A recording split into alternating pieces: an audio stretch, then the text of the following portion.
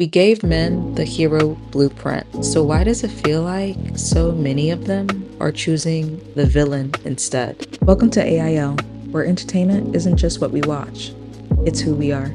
Picture comics in the 1930s and 40s, cheap paper, pulpy heroes, wartime posters, boys trading issues behind schoolyards. Those stories were aimed at young men, literal targets of entertainment that promised strength, certainty, a place of honor in chaos. War movies and later action films kept that lineage going, a tight-knit unit, a stoic leader, problems solved with force or flawless planning. That didn't come from nowhere. It echoed a society that had conscripted men for battle and then handed them a script. Be brave, shut up, and carry on. Fast forward to today. Yeah, filmmakers make more balanced casts and more female-led stories than before. I covered that shift in an old video. Women who have gone from victim to hero in blockbuster narratives. Still, the image of the ideal man has stubborn staying power. He's rugged, emotionally contained, physically dominant, and morally unshakable.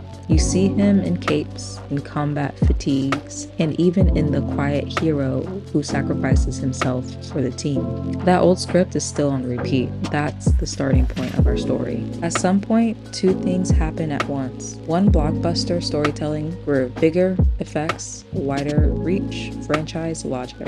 Superheroes moved from niche to mainstream. Two, society changed. Men's roles in the economy shifted, family structure changed, and the networks of male friendship that used to come from workplaces and neighborhoods frayed. Those two currents mixed in a weird way. Superhero films had the reach to set cultural expectations, while men were losing the old ways of practicing the behaviors those films glorified. Teamwork in physical spaces, rite of passage experiences that kind of embodied camaraderie. Instead of community, men started finding substitutes, tightly curated online spaces, fantasy communities, and yes, arenas that sometimes glorify aggression or emotional avoidance. That's the turning point. The ideal man becomes amplified by global media just as the structures that supported its decline. What used to be a script learned in a unit or a garage is now learned on a screen. Let's be practical and unpack how film and adjacent media actually build that ideal man. First, repetition and archetype. Repetition in storytelling makes traits feel like truth. You see the same move, quiet sacrifice, the invincible body, the moral certainty, again and again, and it hardens into expectation. Second, emotional editing. Movies compress growth into one triumph scene. In real life, growth is messy. Films give men a template that omits long-term emotional work, therapy, awkward conversations, and slow repairs. Third, accessory industries, video games, merch, fitness culture, and yes, porn feed into simplified ideas of masculinity. Some of these can be positive. Fitness and skill building are healthy, but others reduce men to a single drive. Fourth, online subcultures. When men can't find in-person groups, online spaces step in. Some are supportive. Others, particularly parts of the manosphere, take the superhero script and twist it into a competitive tribal creed. I want to be clear about the nuances. Media also gives us good things: brotherhood, loyalty, self-sacrifice, the ethic of protecting others. Those are real values. The problem isn't admiration for those values. It's when admiration becomes a demand. You must perform this narrow, polished version of manhood, or you're missing something essential. And because films make that version look effortless, real people compare their messy lives to cinematic highlight reels and lose. Let's walk through a few common frames: the lone hero, the warrior band, and the sacrificial father. The lone hero story says independence equals virtue. It's appealing when you need courage, but it undercuts asking for help. The warrior band celebrates loyalty and shared purpose. That can be beautiful, a model for healthy, interdependent relationships. But when it's framed as constant aggression, it normalizes violence. The sacrificial father is noble, except The trope often erases the emotional presence that father actually needs to have. Sacrifice becomes shorthand for value, not a complex, negotiated choice. Then there are the warped frames, hypermasculine war narratives that glorify domination, Korn's reduction of intimacy to performance, and online echo chambers that teach men how to resent instead of relate. Across these layers, there are real positives: rites of passage, mentoring, shared responsibility. The trouble comes when media flattens those into one dimension. Toughness equals virtue and vulnerability equals failure. When that flattening happens, men are left with a script that doesn't match the real work of being human. And this is the part I keep coming back to, because we don't just watch these stories. We admire them, we celebrate them, we quote them, we build entire fan cultures around them. But admiration without application is just entertainment, because being a hero in real life isn't about saving the world.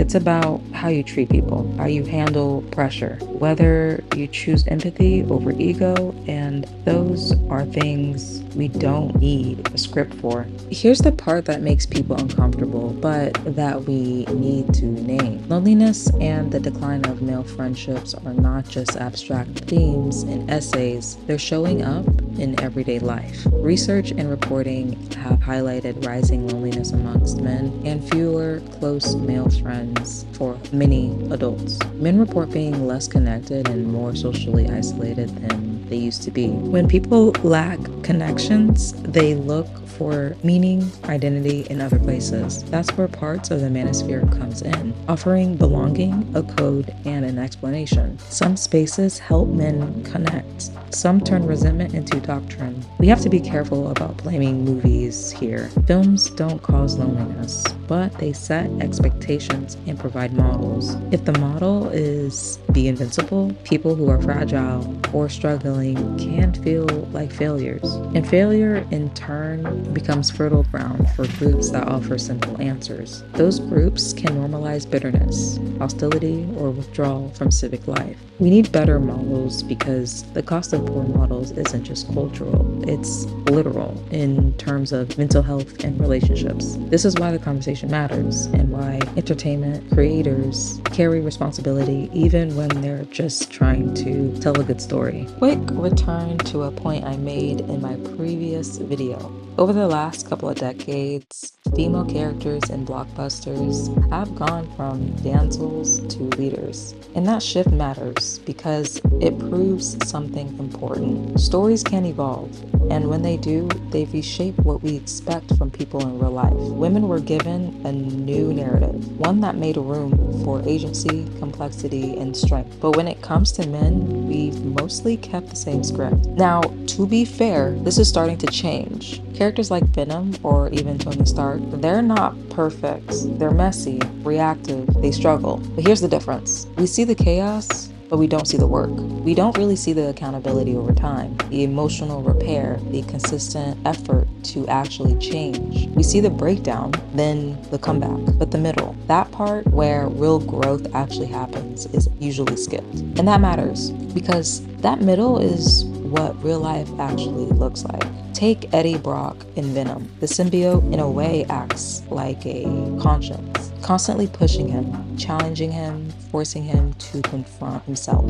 But instead of doing the internal work, he throws himself into external chaos. He focuses on the fights, the survival, the spectacle, anything but the deeper emotional accountability. Even as his ex-fiancée moves on with her life, Eddie lingers. He stays emotionally stuck in a place the story doesn't really resolve in a grounded way. And even when the symbiote is literally talking to him, reflecting his own internal conflict, he still avoids doing the actual work of change. So even though there is movement, there isn't real transformation in the way we'd expect it in real life. And I want to be clear, this isn't anti-male criticism. It's pro-realistic representation. Because if we've already proven that storytelling can evolve, then there's no reason we can't do the same here. Imagine a hero who doesn't just win the battle, but actually does the work after, who rebuilds relationships, who learns how to communicate, who asks for help. Not perfect, just human. That would be a different kind of hero.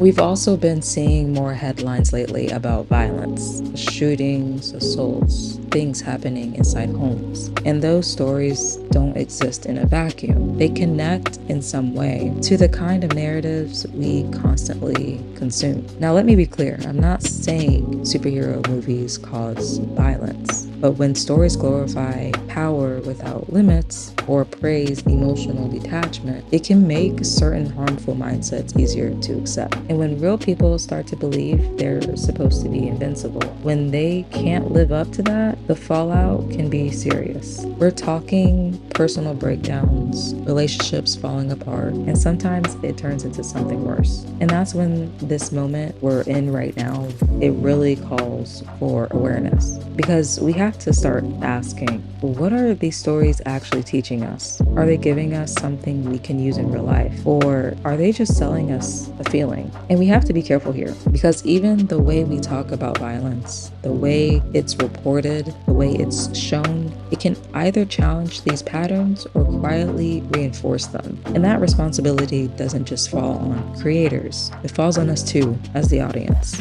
All right, let's zoom out for a second and look at the bigger picture. Over time, this image of the ideal man didn't just appear overnight. It's been built up decade after decade, from early comic book heroes to today's massive blockbuster franchises. That image has only gotten bigger, louder, more exaggerated. But at the same time, the real world spaces where men used to build connection, things like workplaces, neighborhood groups, even just having tight friend circles, those have slowly faded. And that didn't happen all at once either. It's been a slow shift, shaped by changes in the economy, family life, and just how we live day to day now. So what you end up with is this disconnect. The expectation of what a man should be is getting higher, while the support systems that help build that are getting weaker. And in real life, that looks like more men feeling isolated, more people trying to figure themselves out online, and way more noise about what masculinity is even supposed to mean anymore. But it's not all negative.